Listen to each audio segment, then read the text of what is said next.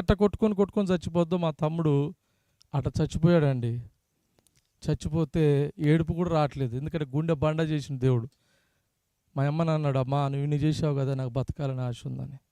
మా నాన్నని అడిగిండు, అట్నే నన్ను అడిగిండు, ఏం చేయలేని పరిస్థితి.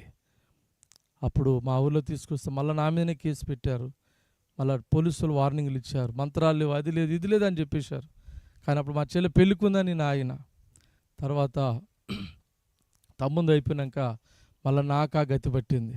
నేను ఒక మంచం, మా అమ్మ ఒక మంచం. ఎవరైనా చనిపోతామో తెలియదు. మా ఇంటికి వచ్చేటోళ్ళు ఎవ్వరు లేరు, ఏ బంధువులు చుట్టాలు ఎవ్వరు పలకరియడానికి కూడా రావట్లేరు. ఎందుకంటే వాళ్ళ మీద ఎంత పెద్ద పెద్ద శక్తులు ఉన్నాయో అని. వాళ్ళు మా ఇంటికి వస్తే చేతిలో బొగ్గలు వచ్చేదంట వాళ్ళు చెప్పే తర్వాత. కానీ యేసుప్రభు నమ్ముకున్న వాళ్ళు అన్నారు, అరే నీ మూర్ఖత్వం వల్ల, నీ గర్వం వల్ల నీ తమ్మును పోగొట్టుకున్నావు, ఇప్పుడు నువ్వు చేస్తావు, తర్వాత మీ అమ్మ చచ్చిపోతే మీ ఇల్లంతా వల్లకాడవుతుంది అని చెప్పారు. అప్పుడు నేను ఆలోచించాను, యేసుప్రభు ఎవరు, ఆయన ఎట్లుంటాడో నాకు తెలియదు, కనీసం ఆయన పేరు కూడా నా చెవులోకి పోనిచ్చేవాని కాదు.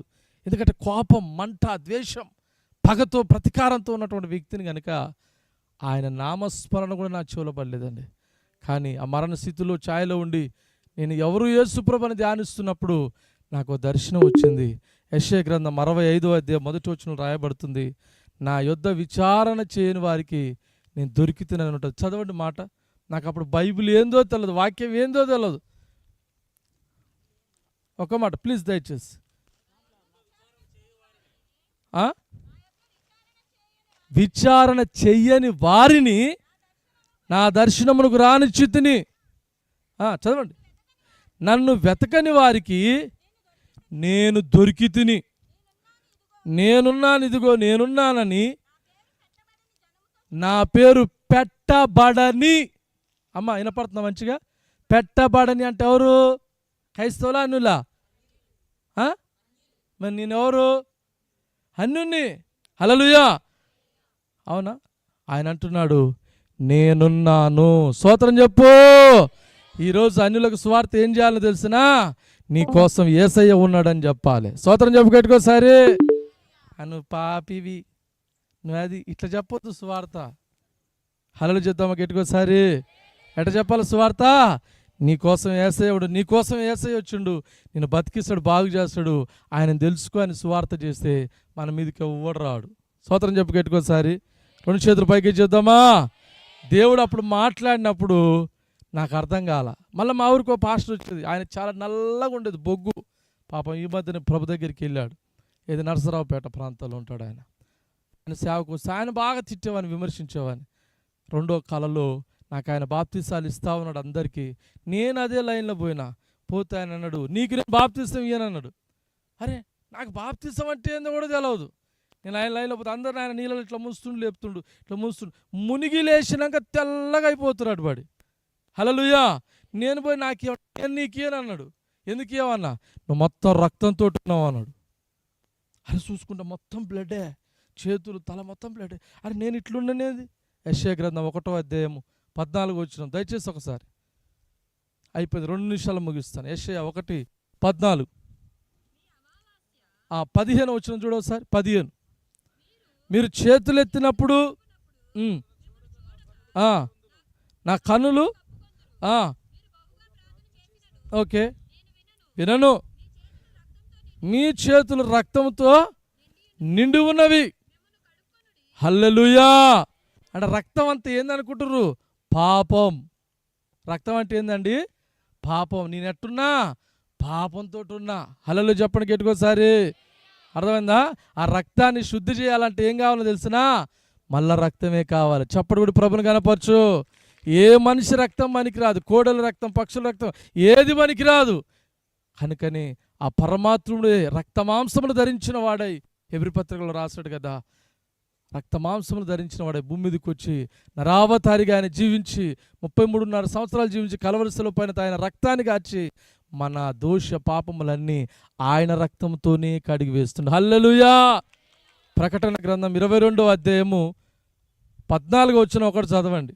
ప్రకటన గ్రంథము 22వ అధ్యాయం 14 వచనం. జీవ వృక్షమునగా పరలోక పట్టణానికి హక్కు గలవారై, అంటే పరలోక ద్వారముల గుండా ప్రవేశించినట్లు తమ వస్త్రములను ఉతుక్కొని వారు ధన్యులు. చప్పటి కూడా ప్రభుని కనపరచుదాం. ఇక్కడ ఎంతమంది ఉతుక్కుర్రండి వస్త్రాలు? అదేందయ్యా రోజు ఉతుక్కుంటున్నాం మేమా, ఉతకలేక చేస్తున్నాం. మా ఆయన అయితే రోజుకు 2 సార్లు ఉడుస్తాడు. ఆ వస్త్రాలా? కాదు. బాప్తీసం ఎంతమంది తీసుకుర్రు? బాప్తీసాలు తీసుకున్న వాళ్ళు అది దించారు. మీరు దించారు. తీసుకొని వాళ్ళు చేతులు ఎత్తండి. తీసుకొని వాళ్ళు ఇప్పుడు ఎవడన్నా 100 కేజీలు బంగారం ఇస్తంటే తెల్లవారులు కూర్చొని అయినా ఆయన కాలు పట్టుకొని దండం పెట్టని తీసుకుంటారు. కానీ రక్షణ మాత్రం, రక్షణ ఎంత విలువైంది చెప్పనా? నిందా చెప్పినగా, నువ్వు చస్తే ఒక్కటే సెకండ్ అగ్నిగుండంలో పడతావు పోయి. అప్పుడు నువ్వు మోకాలు లేచిన, ఉపవాసాలు చేసిన, పాస్టర్ గారి కాలు పట్టుకుని బిర్రగా పట్టుకున్నా నీ పాస్టర్ ఏమైనా ఆపుతాడా? పోతుంటే ఎవ్వరు ఆపలేరు. స్తోత్రం చెప్పు గట్టికోసారి. అందుకే బైబిల్లో రాస్తా, నేడే రక్షణ దినం, నేడే అనుకూల దినం. హల్లెలూయా. మరొక నిమిషం దాటితే నీ సమయం అది కాదు. గుర్తుపెట్టుకో, రక్షణ చాలా విలువైంది. ఈ లోకమంతా సంపాదించి ఒకడు తన ప్రాణాన్ని పోగొట్టుకుంటే వానికి ఏమీ లాభం? యవనస్తులారా, మీకు చేతులు జోడించి చెప్తున్నా, మీరు రక్షణ పొందండి. దేవుని స్తోత్రం. ఎంతమంది అయితే రక్షణ పొందలేదు, అది పాస్టర్కి ఏదో లాభం, మాకేదో లాభం కాదు, నీకే లాభం. దేవుని స్తోత్రం. నీకు రక్షణ లేకుండా వస్తే అసలు నువ్వు పుట్టడమే దండగా. హలో, నువ్వు పుట్టడమే. నా జీవితాన్ని ప్రభు మార్చి ఈరోజు సజీవంగా నిలబెట్టిండు. నా శత్రువులు ఎదుట నాకు విందును సిద్ధపరచుండు. దేవుని స్తోత్రం. హల్లెలూయా. మరి ప్రాంతానికి రావడానికి నీవు ఇప్పుడు గాలి పీలుస్తున్నావు, మంచి ఆహారం తింటున్నావు, ఇల్లుంది, బంగారం ఉంది, డబ్బు ఉంది, అన్నీ ఉన్నాయి. నువ్వు చనిపోతే పరలోకం వెళ్ళడానికి ఎంత టైం పడుతుంది అంటే 1 సెకండ్ పడుతుంది. పక్కలో చెప్పండి, ఒక్కటే సెకండ్. హల్లెలూయా. కొరింథీయులకు రాసిన పత్రిక 15వ అధ్యాయము 51వ వచనంలో ఉంటుంది ఆ మాట. ఒక్కటే సెకండ్ పడుతుంది. అదే నువ్వు చనిపోయి నరకానికి పోవాలంటే కూడా ఒక్కటే సెకండ్ పడుతుంది. యోబు గ్రంథం 21వ అధ్యాయము మరి 13వ వచనంలో ఉంటుంది ఆ మాట. ఒక్కటే సెకండ్. ఎంత టైం? ఒక్కటే సెకండ్. కన్ను మూసి కన్ను తెరిచే లోపల వెళ్ళిపోద్ది. హల్లెలూయా. కానీ నువ్వు బ్రతికున్నావు, మంచిగా ఉన్నావు అంటే అది యేసయ్య మహాకృప. చప్పటి కూడా గట్టికోసారి. హల్లెలూయా. బతికినప్పుడే నీ ఆయుష్ తెలుసుకో, నీ విలువ తెలుసుకో. అర్థమవుతుందా? సెకండ్ పడుతుంది. దాన్ని ఎవ్వడు ఆపలేడు భూమి మీద.